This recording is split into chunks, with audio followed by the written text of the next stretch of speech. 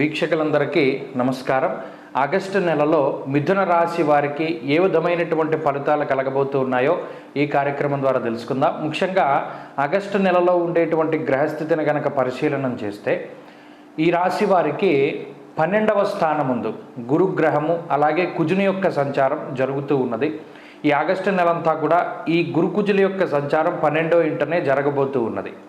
అలాగే ఈ రాశ్యాత్తు 2వ స్థానంలో రవి బుధుల యొక్క సంచారం ఉంటుంది. ముఖ్యంగా 16వ తారీఖు వరకు రవి 2వ స్థానమందు మిశ్రమమైన ఫలదాతగా ఉంటూ 16వ తారీఖు దాటాక తృతీయ స్థానమందు యోగించేటువంటి స్థితిలో రవి ఉండబోతూ ఉన్నారు.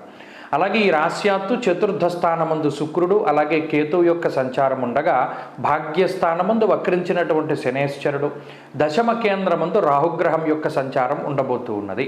అయితే ఈ గ్రహస్థితిలో ప్రత్యేకించి యోగించేటువంటి గ్రహాలను గనక మనం పరిశీలన చేస్తే రాశ్యాత్తు 2వ స్థానమందు ఉన్నటువంటి రాశ్యాధిపతి అయినటువంటి బుధుడు యోగిస్తూ ఉన్నారు. అలాగే దశమ కేంద్రంలో రాహు అనుకూలంగా ఉన్నారు. 4థ స్థానమందు శుక్రుడు యోగిస్తూ ఉన్నారు. 16వ తారీఖు దాటిన తర్వాత నుండి రవిగ్రహం యొక్క అనుకూలత కూడా మిథున రాశి వారికి ఉన్నది. అయితే ప్రతికూలించేటువంటి గ్రహాలను కూడా మనం దృష్టిలో పెట్టుకుంటే 12వ స్థానమందు ఉన్నటువంటి గురుడు అలాగే కుజగ్రహాలు, ప్రత్యేకించి భాగ్యస్థానమందు వక్రించి ఉన్నటువంటి శనేశ్వరుడు, ఈ 3 గ్రహాలే ప్రధానంగా ఇబ్బంది పెట్టేటువంటి గ్రహాలుగా మనం దృష్టిలో పెట్టుకోవాలి.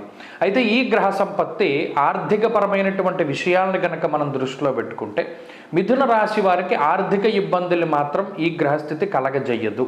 అయితే వచ్చినటువంటి ఆదాయాన్ని సక్రమంగా వినియోగించుకునేటువంటి పద్ధతిలో లేదా మరి ఏ ఇతరత్ర శుభ కార్యక్రమాల రీత్యా కానీ ధార్మిక కార్యక్రమాల రీత్యా కానీ లేదా ఏదైనా భూపరమైనటువంటి సంపదల తాలూకు కొనుగోలు అమ్మకాలు ఇటువంటి విషయాలలోనూ వాహనాల తాలూకు అమ్మకాలు కొనుగోలు లాంటి అంశాలకి ఈ గ్రహస్థితి కొంత ఆర్థికమైనటువంటి విషయాల్లో అవకాశాలను కల్పిస్తూ ఉన్నది.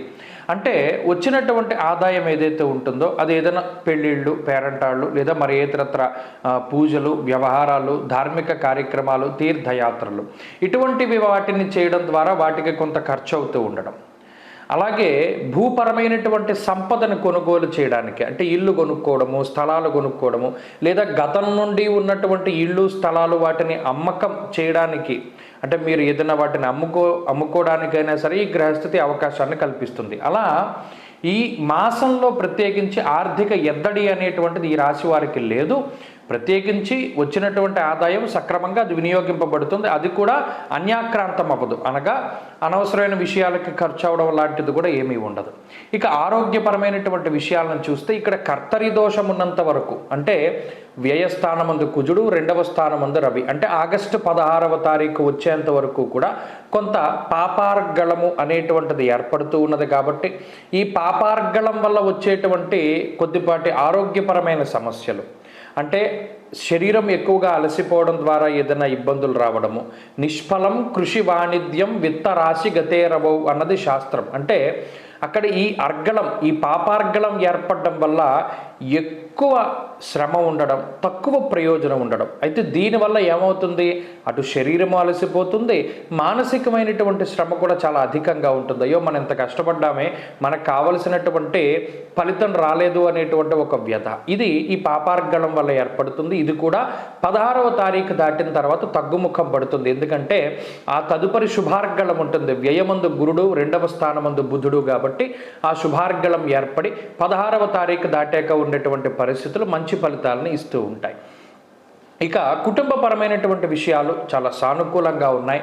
కుటుంబపరమైనటువంటి సమస్యలు ఏవి కూడా ఈ మాసంలో మిథున రాశి వారికి కనబడడం లేదు.